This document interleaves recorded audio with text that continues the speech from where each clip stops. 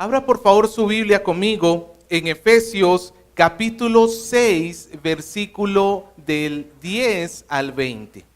Hoy tenemos el penúltimo mensaje de esta serie de Efesios. Efesios 6, 10. Yo he llamado a este mensaje Venciendo en las luchas. Venciendo en las luchas. Lo tiene Efesios capítulo 6, versículo 10. Dice así: por lo demás, hermanos míos, fortaleceos en el Señor y en el poder de su fuerza. Vestíos de toda la armadura de Dios, para que podáis estar firmes contra las acechanzas del diablo. Porque no tenemos lucha contra sangre y carne, sino contra principados, contra potestades, contra los gobernadores de las tinieblas de este siglo, contra huestes espirituales de maldad en las regiones celestes. Por tanto, tomad toda la armadura de Dios, para que podáis resistir en el día malo y habiendo acabado todo, estar firmes. Estad pues firmes, ceñidos vuestros lomos con la verdad, y vestíos con la coraza de justicia, y calzados los pies con el apresto del evangelio de la paz. Y sobre todo, tomad el escudo de la fe, con que podáis apagar los dardos de fuego del maligno. Y tomad el yelmo de la salvación y la espada del Espíritu, que es la palabra de Dios. Orando en todo tiempo, con toda oración y súplica en el Espíritu, y velando en ello con toda perseverancia y súplica por todos los santos. Y por mí, a fin de que al abrir mi boca me sea dada palabra para dar a conocer con denuedo el misterio del Evangelio, por el cual soy embajador en cadenas, que con denuedo hable de él como debo de hablar. Creo que, hermanos, uno de los oficios más difíciles que yo me imagino que pueda haber es el de ser un vigilante nocturno. No sé si usted ha tenido que hacerlo en algún momento de su vida, pero en lo personal yo considero que debe ser algo bien pesado. Porque tú tienes que estar alerta toda la noche esperando a un ladrón, que puede ser que no vengan toda la noche. Es más, de las 365 noches del año, no va a llegar las 365 noches. La gran mayoría de las veces, el guachimán no se va a enfrentar a ningún tipo de peligro. Y él entonces de repente puede llegar a la conclusión de que se puede dormir. Porque a final de cuentas la gran mayoría del tiempo no voy a estar en peligro. Y de repente se puede despertar al día siguiente. ¿Usted alguna vez le ha tocado ver un guachimán dormido? Y uno se pone a pensar, ¿y en quién he encomendado mi vida para que me cuide? ¿Está más dormido? Hermanos, esta persona puede ser que se despierte en la noche y se dé cuenta, se despierte en la mañana siguiente y se dé cuenta que nada pasó. Todo está en orden, no se robaron absolutamente nada, todo está tranquilo. El problema es que si este hombre continúa con esta actitud, tarde o temprano, llegará el día en que se despierte por la mañana y se dé cuenta que el ladrón llegó y arrasó con todo.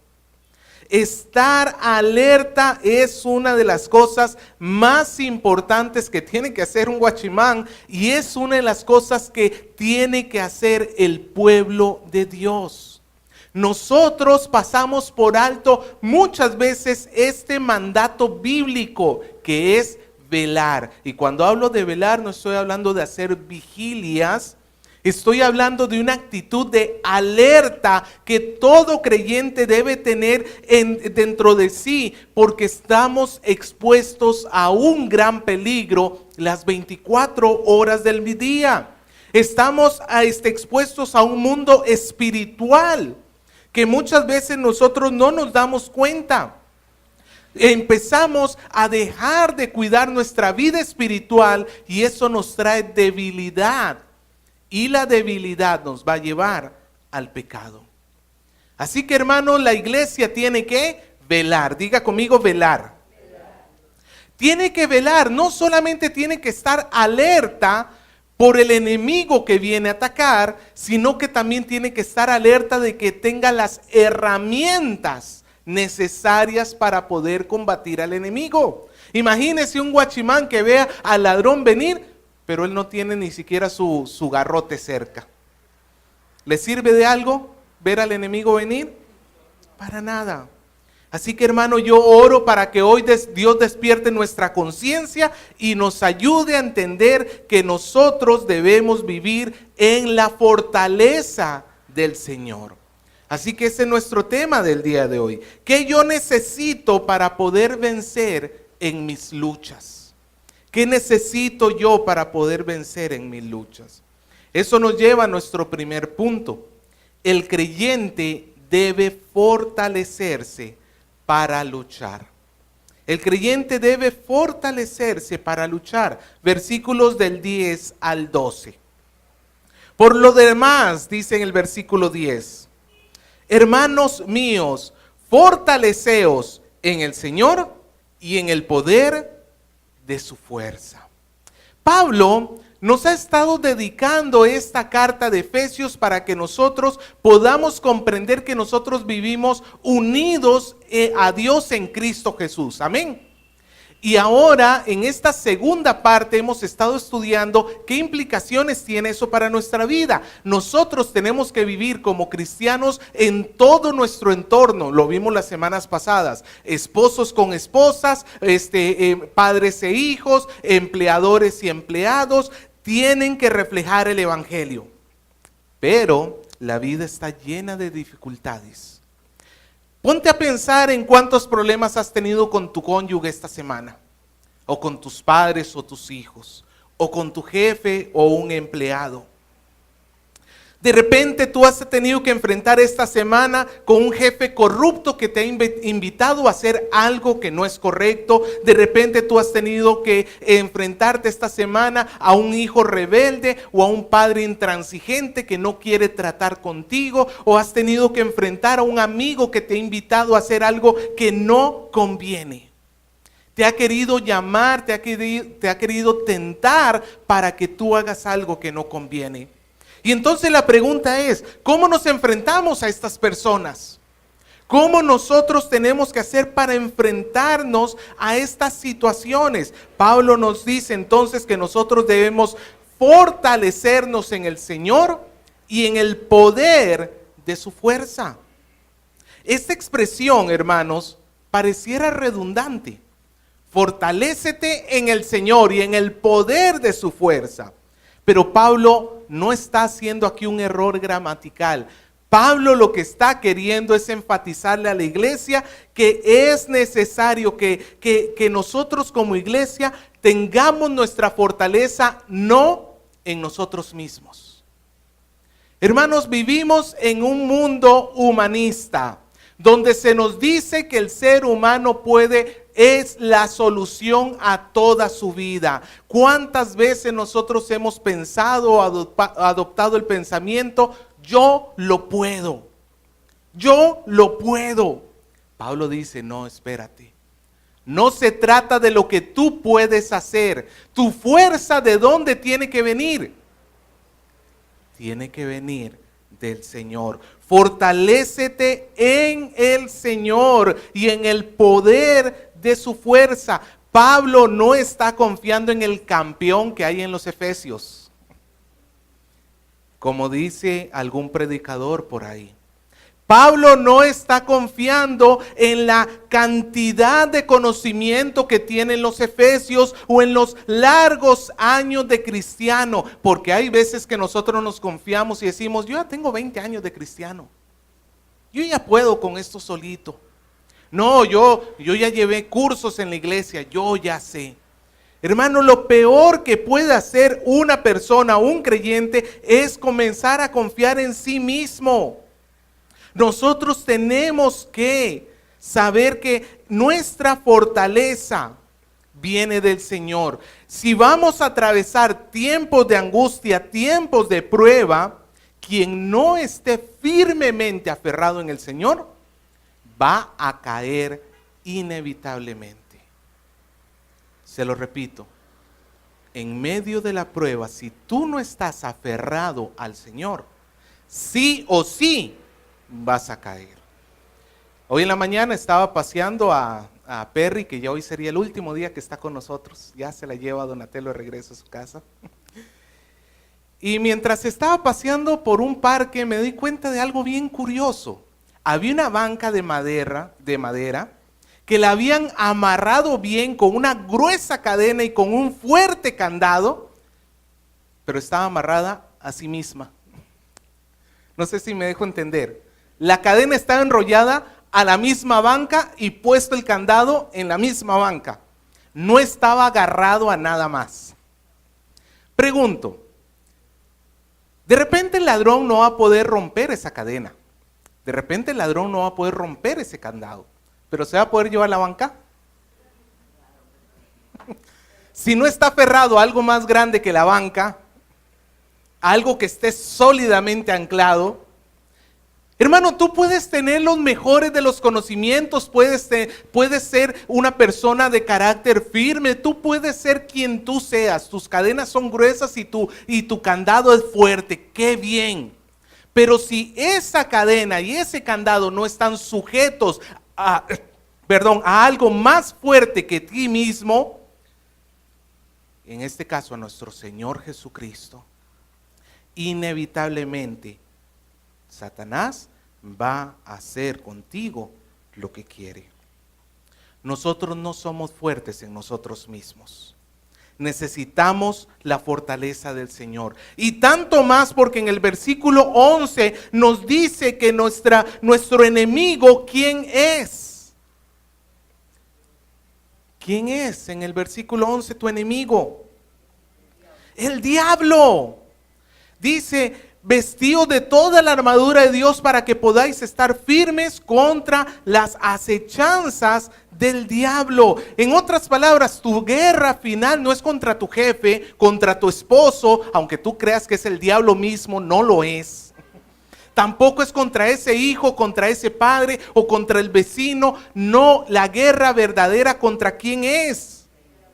Es contra el enemigo, contra el diablo. Y el diablo se nos retrata en el versículo 11 como una persona que anda acechando. Y esta palabra involucra que es astuto de corazón, que sus acechanzas, sus planes son malévolos. Y es que Satanás es un experto del engaño. Pablo no es como los que dicen, Satanás no existe. Esos son cuentos medievales.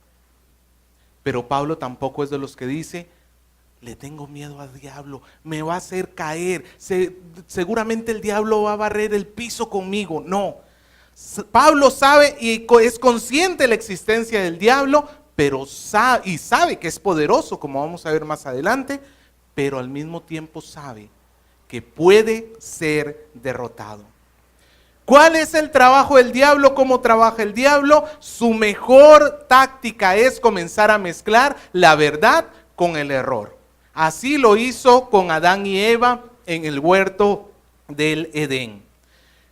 El Señor les dijo, pueden comer de todos los árboles, pero no coman de este, porque el día que coman ciertamente morirán. Y Satanás les dijo, con que Dios les ha dicho que no coman de ningún árbol. No, lo que Dios no quiere es que ustedes se lleguen a parecer a Él, sean como Él.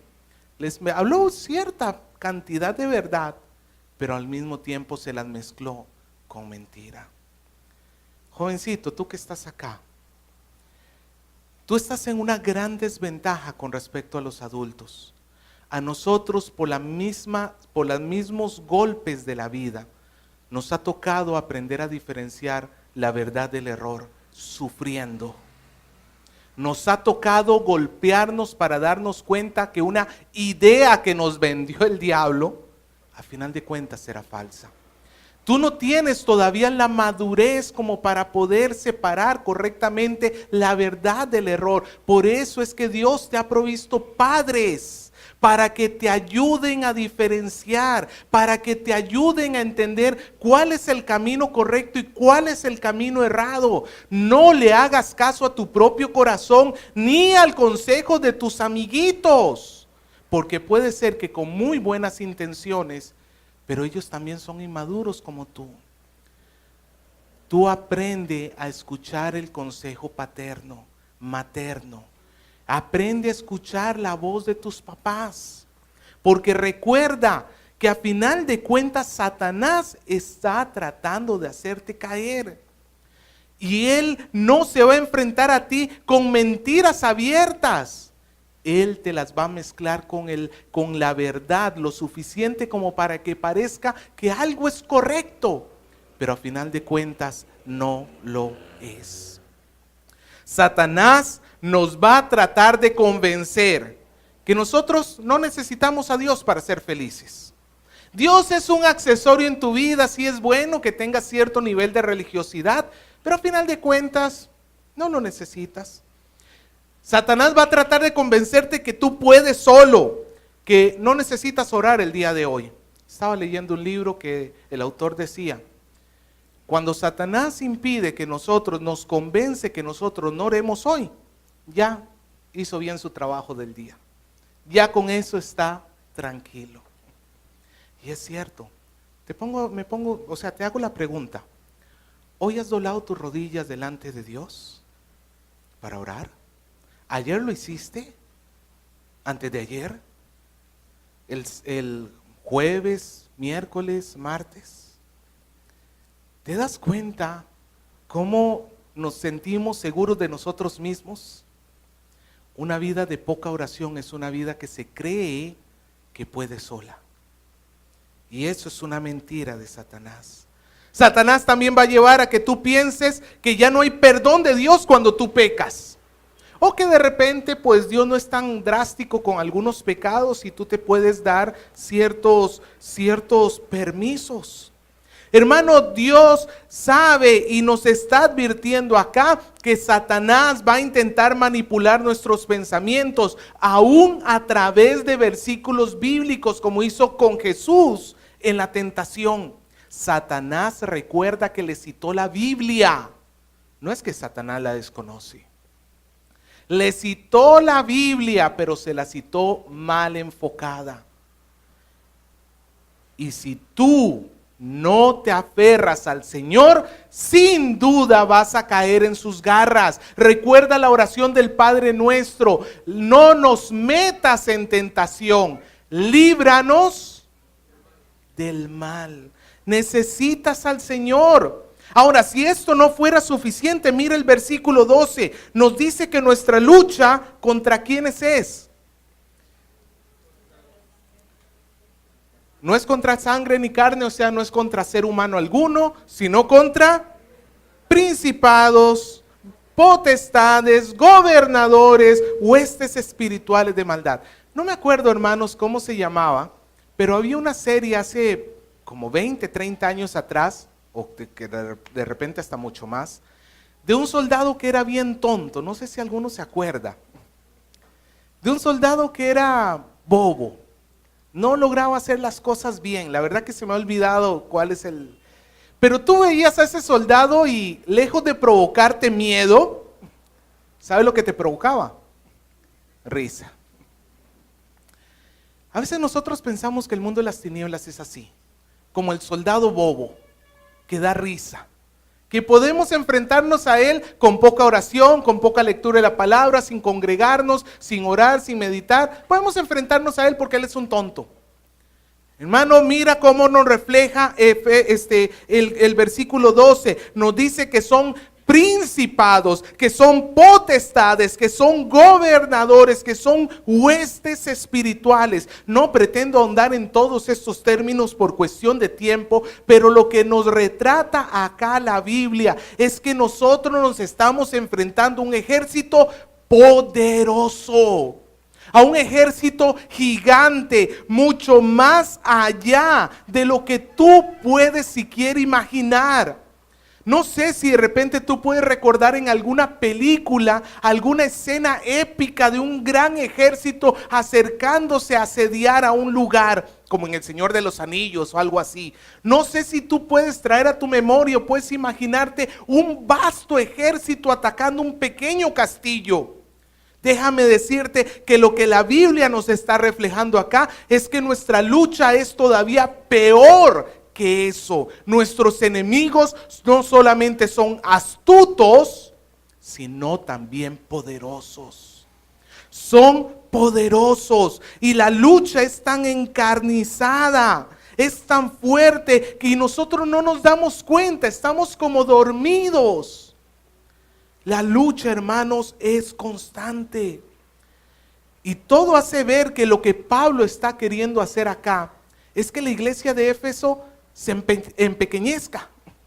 Y esto es raro porque vemos en las películas que cuando un general va a llamar a su gente para la guerra, los empequeñece. Les dice, ustedes no pueden. No, nadie hace eso. ¿Qué hace el general? Los motiva, exactamente, los prepara, los anima. Ustedes pueden, vamos a luchar.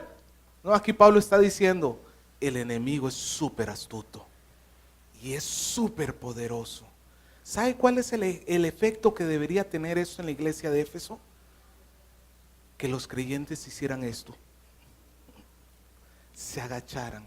Y usted dirá, pero ¿qué es ese Dios que hace caminar en derrota? No, hermanos, es que ¿sabe qué? El problema es que la iglesia se cree sola, se cree poderosa por sí misma.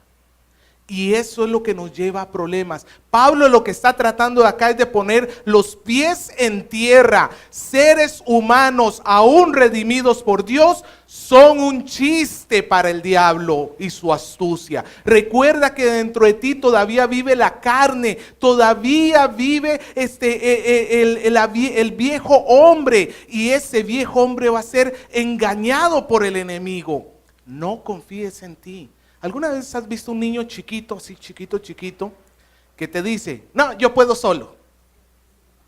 Y la labor es titánica, mucho más grande de sus fuerzas, pero él está seguro y dice, yo puedo. Cuando ves a un niño así, ¿qué piensas tú como adulto? Por un lado te da ternura porque dices, pobre niñito, no se da cuenta de quién es todavía. Pero estás consciente que no puede. Él puede intentarlo, pero no puede. ¿Sabe qué, hermano? Nosotros no podemos. Y quizás tú me digas, pastor, pero yo he venido aquí para que me motiven, no para que me desmotiven. Es que la primera parte de esta motivación es que reconozcas que no puedes. Que vas a ser arrastrado sí o sí, porque no estás aferrado al Señor. Eso nos lleva entonces a nuestro segundo punto.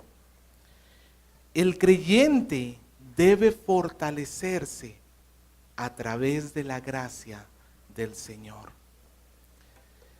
Nosotros no podemos, pero Dios sí lo puede. Para eso Dios nos dice en el versículo 11 que nosotros tenemos toda la armadura de Dios. Y en el versículo 13 nos vuelve a repetir, por tanto tomad toda la armadura de Dios. La armadura va a ser utilizada en este pasaje como una metáfora para comparar los diferentes elementos de la armadura con virtudes y otras cosas que el cristiano tiene para poder vencer a Satanás. En otras palabras, ¿la armadura le pertenece o forma parte del ser del soldado? ¿Así? ¿Nació con armadura? No, hermano, no somos como los insectos que nacen con el exoesqueleto, con el esqueleto por fuera y que le sirve de armadura. No. ¿Quién le da la armadura al soldado? No, pues, al soldado. Ok, el ejército, quien sea, no forma parte de su ser. Él la tiene que recibir. De la misma manera, Pablo nos muestra acá que nosotros no tenemos armadura por nosotros mismos. Por eso Pablo recalca que es su armadura, la armadura de Dios. El problema de nuestras caídas es que vamos enfrentando las dificultades, vamos enfrentando a Satanás y a las huestes con la armadura mía, con la armadura de Adrián, con la armadura de Lisbeth, con la armadura de Gerson. Y cuando nosotros nos enfrentamos al enemigo con nuestra propia armadura, la guerra está condenada al fracaso. Así de sencillo. Nosotros tenemos que ser conscientes que necesitamos la armadura de Dios y no solamente una parte de la armadura. Imagínense el soldado que le dice a su general: ¿sabes qué, general? Tomo el escudo, pero no me llevo la espada. ¿Sabe qué, general? Me pongo la coraza, pero no me llevo el casco. ¿Sirve de algo? Tiene que ser todo o nada. Es más, si usted fuera a la guerra, agarraría la mitad. Yo estoy seguro que más de uno de acá se llevaría 2 cascos por aquello, 2 espadas por aquello. Nosotros, hermanos, de la misma manera tenemos que entender que debemos tomar todo esto que el Señor nos da, no una parte, no podemos escoger, tiene que ser todo. Y esta armadura que Pablo toma acá, recuerde, ¿dónde está Pablo en este momento? No me vaya a decir en la tumba, pastor. Estamos hablando simbólicamente, pensando que estamos en aquel tiempo. Él está en la cárcel. Es más, en el versículo 20 nos dice Pablo que él es un embajador en cadenas. Y esto es porque literalmente Pablo estaba encadenado a un soldado romano que lo tenía bajo custodia. Y yo me imagino a Pablo viendo al soldado. Obviamente pues el soldado que lo está cuidando no tiene su escudo, no tiene su espada en la mano, no lo necesita en ese momento, pero Pablo está viendo al soldado romano y esto le sirve para compararlo y darnos una idea de lo que nosotros tenemos. Pablo menciona, tomando el soldado romano y pasajes de Isaías, Pablo toma de ejemplo su indumentaria para que nosotros sepamos lo que hemos recibido. Y voy a mencionarlo rápidamente.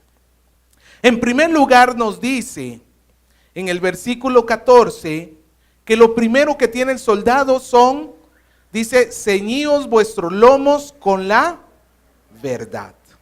Comencemos con esto, el cinto de la verdad. A ver, ¿se puso?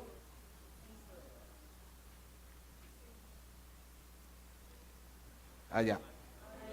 Ya, ahora sí, ahí está. Creo. Bueno. El cinturón era una parte básica para los soldados. Ellos no usaban camisa y pantalón como nosotros, ellos usaban una túnica en este caso era corta, y necesitaban el cinturón para que la túnica quedara bien ajustada, para que pudieran movilizarse con facilidad. Y en la túnica, en el cinto también llevaban puesta la espada y la coraza se fijaba a ella. Y el cinto, Pablo lo compara con la verdad. Ahora, ¿qué verdad? Porque tenemos 2 tipos de verdad. La verdad de la palabra de Dios y la verdad de una vida de integridad. En este caso, porque la espada de Dios es la palabra, en este caso, Pablo se está refiriendo a la integridad en nuestra forma de vida. Todo creyente está llamado a vivir de una manera transparente delante de Dios y transparente delante de los hombres, ¿cierto? Nosotros tenemos que vivir sinceramente, no en falsedades, no hablando mentiras, sino hablando, nos dijo en Efesios capítulo 4, hablando verdad cada uno con su prójimo. Porque ¿quién es el padre de la mentira? Satanás. ¿Cómo puedes tú derrotar a Satanás con la mentira? Es imposible. Para que el creyente le haga frente a Satanás y a sus huestes, necesita hablar la verdad y necesita caminar en la verdad, con sinceridad. Hermano, mientras tú tengas una apariencia, mientras tú guardes una máscara, estás condenado a caer en tentación, porque la vida del cristiano se tiene que reflejar en la verdad en que camina, en que tu esposa sepa que lo que tú estás diciendo es verdad, que tus hijos sepan que tú no eres una persona que habla una cosa pero hace otra cosa, que ellos vean que tú eres una persona de verdad. Un corazón sin máscaras es lo que quiere el Señor para nosotros. En segundo lugar, tenemos la coraza de la justicia. Ahí está. La coraza de la justicia. Esta era la pieza más grande que tenía el equipamiento. Abarcaba desde abajo del cuello hasta los muslos. Y era para proteger todos los órganos vitales que tenía el cuerpo. Y Pablo nos dice que esa coraza representa ¿qué cosa? A la justicia. ¿Qué justicia o qué significa justicia? Justicia también tiene dos sentidos. Cuando nosotros hemos sido en la cruz de Cristo, perdonados de nuestros pecados, limpiados de todas nuestras faltas, se nos dice en la Biblia que hemos sido justificados. Nosotros en la cruz hemos sido declarados justos. Pero al mismo tiempo la palabra justicia implica una vida de justicia. En otras palabras, un caminar en santidad. No es solamente que Dios te resetea a cero el contador de pecados y allí lo deja en cero, sino que también te llama a que tu vida siga siendo de una manera justa. Mira, tú estás en tu trabajo y de repente el jefe te dice, ¿sabes qué? O un compañero te dice, ¿sabes qué? ¿Ves esta boleta?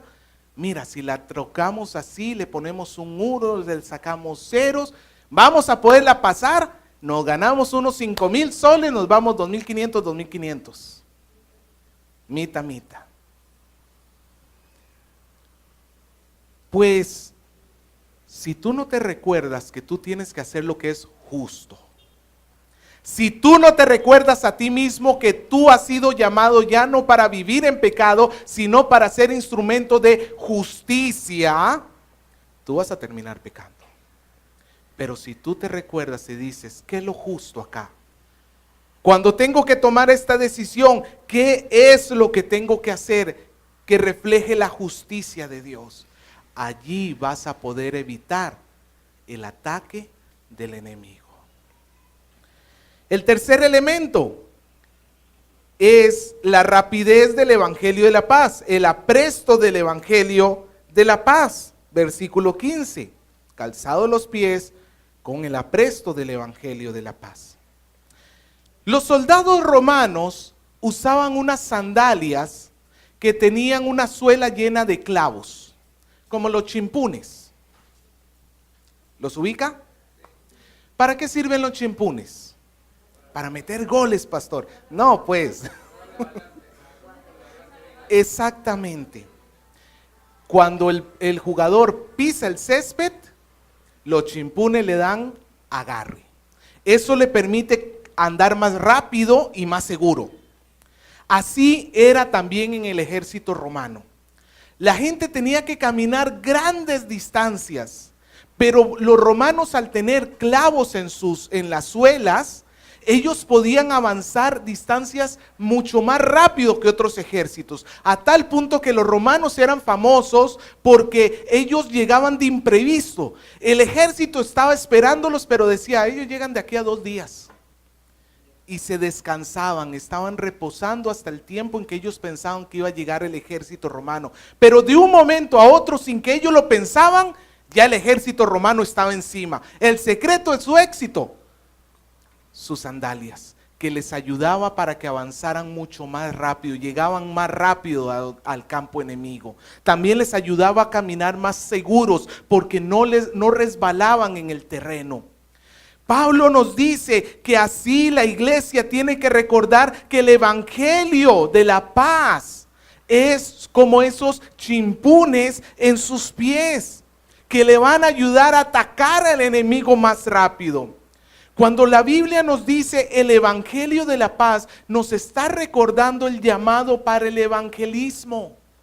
Nosotros todos somos encargados de poder testificar a los no convertidos acerca de Cristo. Amén. Todos.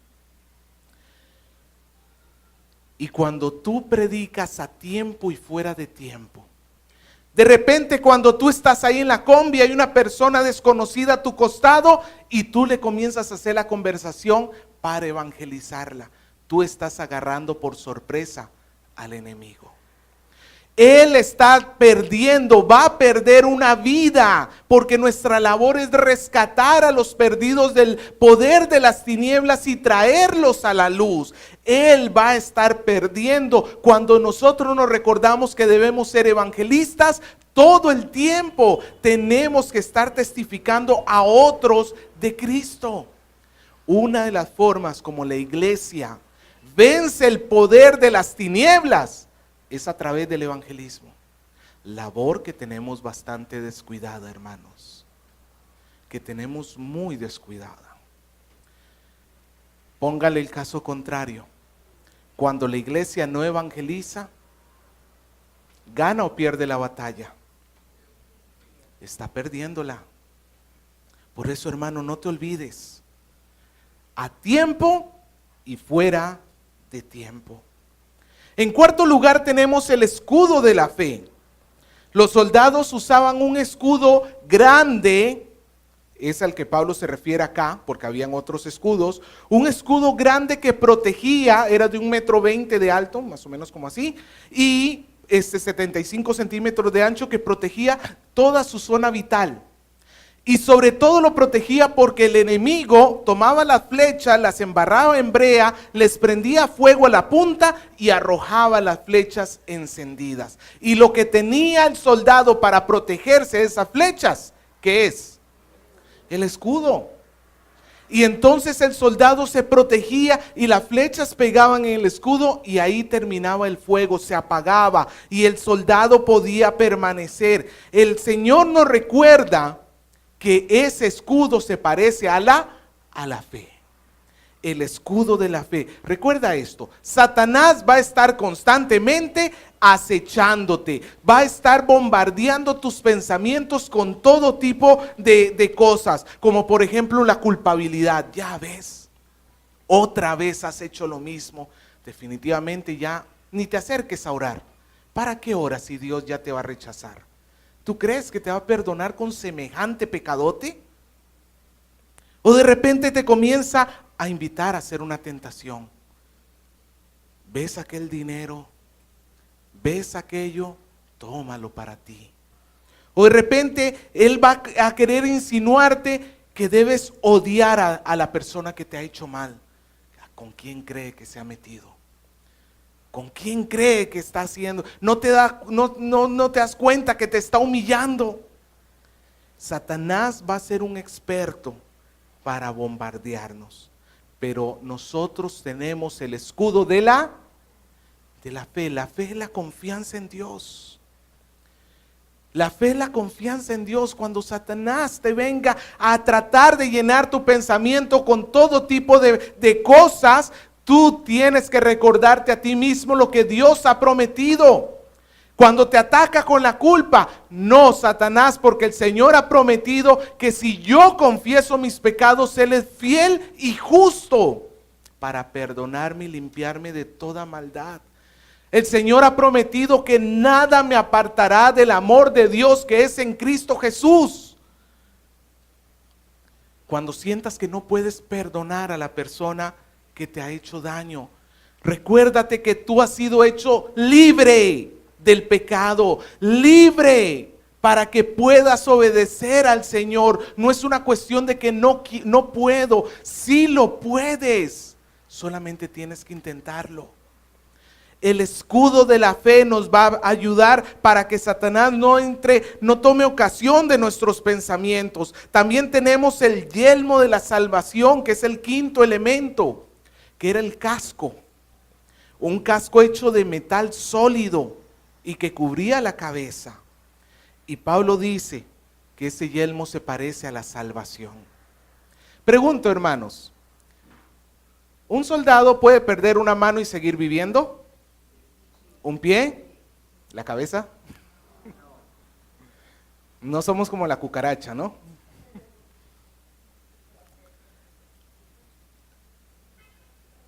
La salvación protege lo vital. Cuando nosotros estamos en medio de esta guerra, nos conviene recordar que nosotros estamos en la posición de los salvos. La posición de los salvos es el bando de Dios. Y el bando de Dios va a ser el bando ganador. No importa lo que vean nuestros ojos hoy. Es el bando ganador. En Apocalipsis tenemos retratado lo que va a suceder al final de los tiempos. ¿Qué va a suceder con Satanás? Va a ser apresado y va a ser arrojado al lago de fuego. ¿Y sabe dónde van a estar los salvos? Dice la palabra de Dios que el Señor ha preparado la nueva Jerusalén para que ellos vivan allí para siempre con Él. Nosotros, hermanos, no solamente vemos hacia atrás para ver la cruz, la salvación que el Señor ha alcanzado por nosotros, sino que también vemos hacia adelante, donde vemos que esta guerra que tenemos no durará para siempre y el triunfo está asegurado porque el Señor mismo lo ha prometido. Nosotros somos salvos.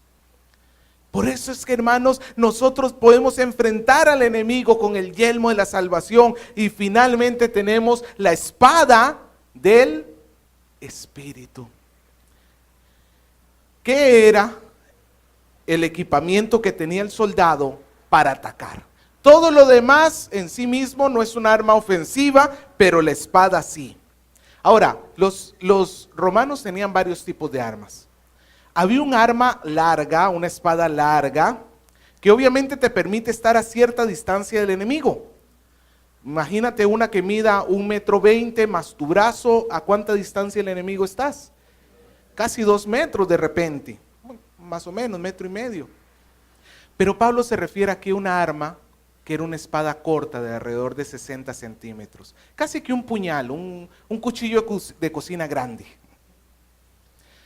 donde obligaba a que la guerra fuera cuerpo a cuerpo.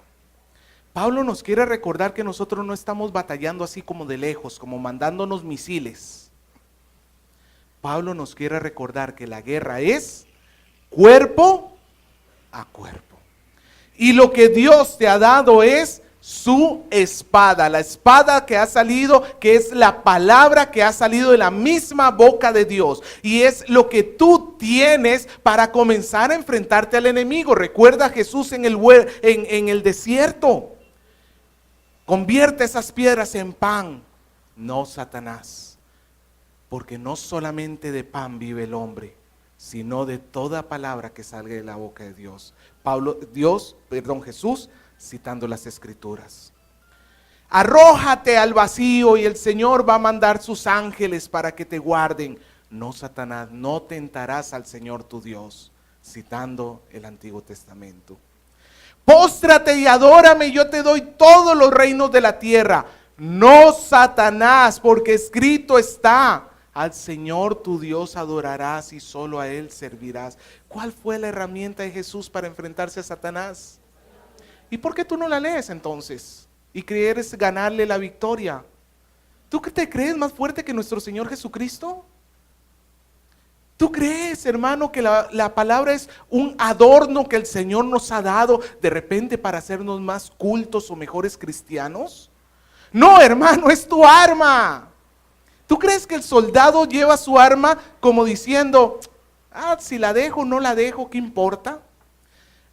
Hay cristianos que están más pendientes de su celular que de su Biblia. Dios guarde salgas tú de la casa olvidando tu celular. te mueres, sientes que se te bajó la presión, sientes que te estás muriendo, pero no toca la Biblia en toda la semana. Y luego te preguntas, ¿y por qué no puedo vencer al pecado? Claro, trata de enfrentarlo sin el arma. ¿No nos quejamos de cómo es posible que manden a los policías y que no puedan dispararle al enemigo? ¿Es ilógico o no es ilógico? Que un policía no pueda hacer uso de su arma. Es ilógico. ¿Quién tiene las de ganar? El ladrón. ¿Quién tiene las de ganar si tú dejas tu instrumento de lado? Y entonces que no te sorprenda. Hermano, la palabra es gracia de Dios. La casa de oración, ¿para qué crees que es? Para que crezcas en la palabra, mejor equipado. Venir al culto, ¿para qué crees que es? Para que estés mejor equipado. Ahí está, hermano, Dios te ha dado cosas, Dios no te ha dejado desprotegido, Dios no es un mal general que manda a su gente a la guerra como carne de cañón para que pierdan, desprotegidos. No, Dios manda a su iglesia a la guerra más que equipados. Dios nos ha dado lo que necesitamos, nos ha dado la verdad, nos ha dado la justicia, nos ha dado el evangelio y la paz, la confianza en Él, la salvación, su palabra, todo lo tenemos. Hermano, comienza a utilizarlo. Pero hay un aspecto más que no podemos dejar de lado y que menciono en este último punto más rápidamente. El creyente necesita orar. Orar para la fortaleza, no solamente suya, también de otros creyentes. Versículo 18, Pablo dice, orando en todo tiempo. ¿Cuándo hay que orar? Hay 4 todos acá. ¿Cuándo orar? En todo tiempo. Significa que yo tengo que tener una actitud de oración siempre. Orar, no estoy hablando de tirarse al piso y estar ahí arrodillado orando. Eso es necesario hacerlo todos los días, sí, pero nada más vas a poder estar un poco de tiempo, ¿cierto? Tienes que trabajar, tienes que hacer muchas cosas. Pero tu actitud de oración, pesando todas las cosas según la voluntad de Dios, tiene que ser, ¿cuándo? En todo tiempo. Recuerda que Satanás acecha en todo tiempo también. Sigue diciendo, con toda oración y súplica en el Espíritu. Aquí les digo, ¿cómo debemos orar? Con toda oración y súplica en el Espíritu. Hermano, cuando tú te arrodilles a orar o cuando tú estés orando o durante el día que estás meditando en el Señor, recuerda que la oración es en el poder del Espíritu. ¿Qué significa esto? Que yo tengo que estar confiado que juntamente conmigo está el Espíritu Santo intercediendo por mí. Hermano, esto es maravilloso. ¿Usted sabía que el cristiano nunca ora solo? Así está en una habitación vacía. Cuando el cristiano se arrodilla a orar, el Espíritu está orando por él. Y le doy algo más, también el Señor Jesucristo está orando por ti.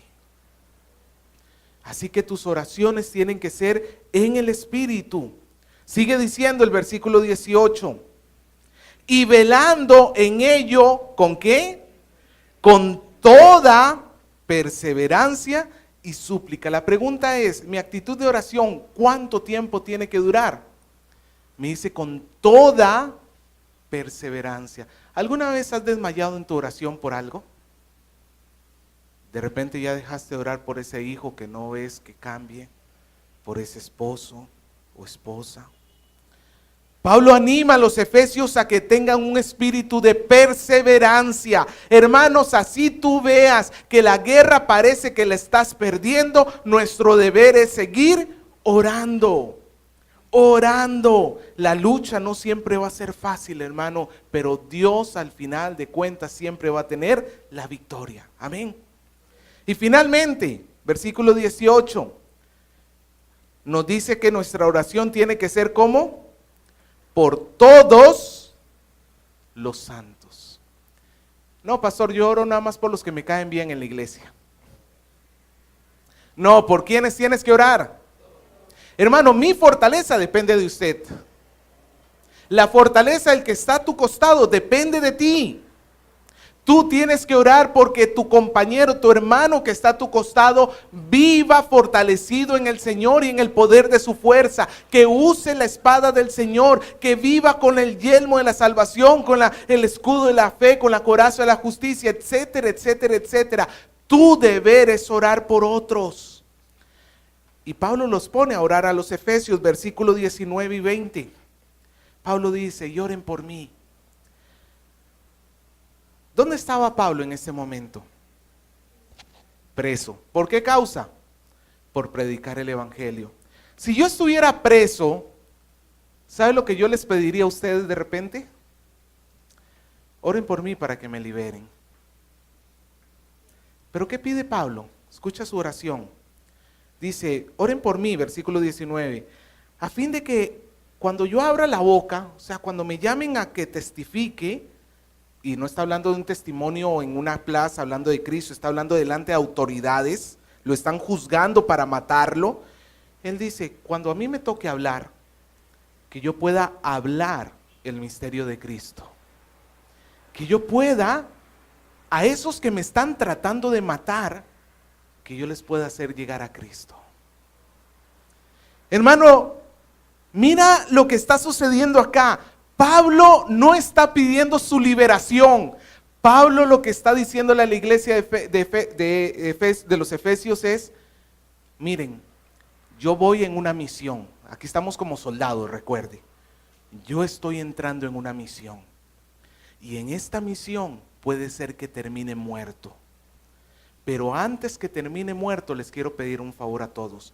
Acompáñenme orando para que yo tenga la oportunidad de hablarles de Cristo a los perdidos. El corazón de un hombre que ama. Pablo no estaba poniendo en primer lugar su vida y su bienestar. Pregunto, ¿cómo son nuestras oraciones? ¿No son un montón de peticiones a Dios para nosotros mismos? Tenemos que aprender de Pablo. Señor, quiero orar para que los demás tengan la oportunidad de escuchar tu palabra, porque si se mueren, se van al infierno.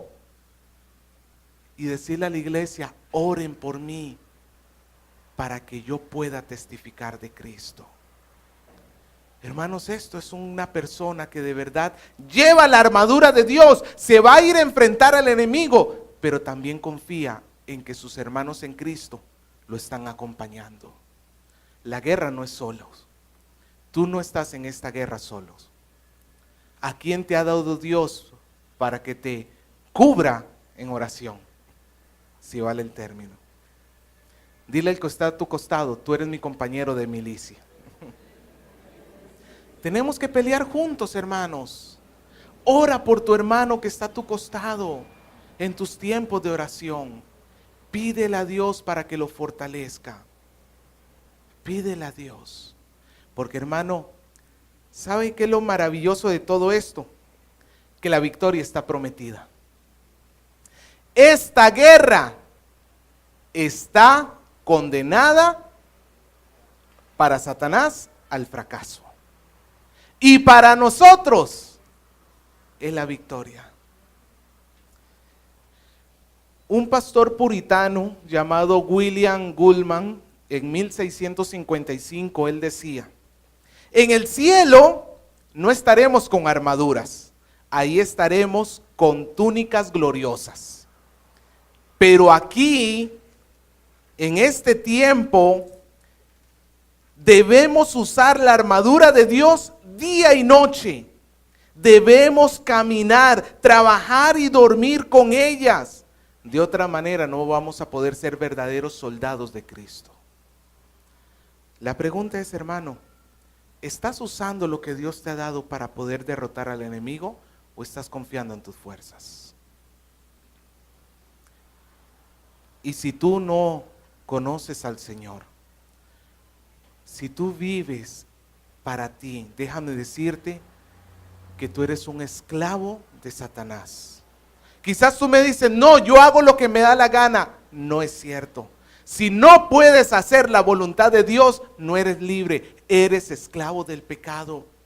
Si tú no ves en tu vida un deseo constante por agradarle a Dios, estás esclavo del pecado y nadie te va a poder librar de eso sino el poderoso Dios en la cruz de Cristo. Por eso la única forma que tú tienes para ser perdonado y para ser limpiado de tu maldad es venir a Cristo y pedirle perdón. Él te va a liberar. Él te va a dar una nueva vida para que tú ahora puedas vivir para Él. En Él, ya no en el poder del enemigo. Así que hoy es tiempo para arrepentirnos, hermanos. Como iglesia, para pedirle perdón a Dios por haber descuidado su armadura. Y para venir a Cristo con arrepentimiento y fe.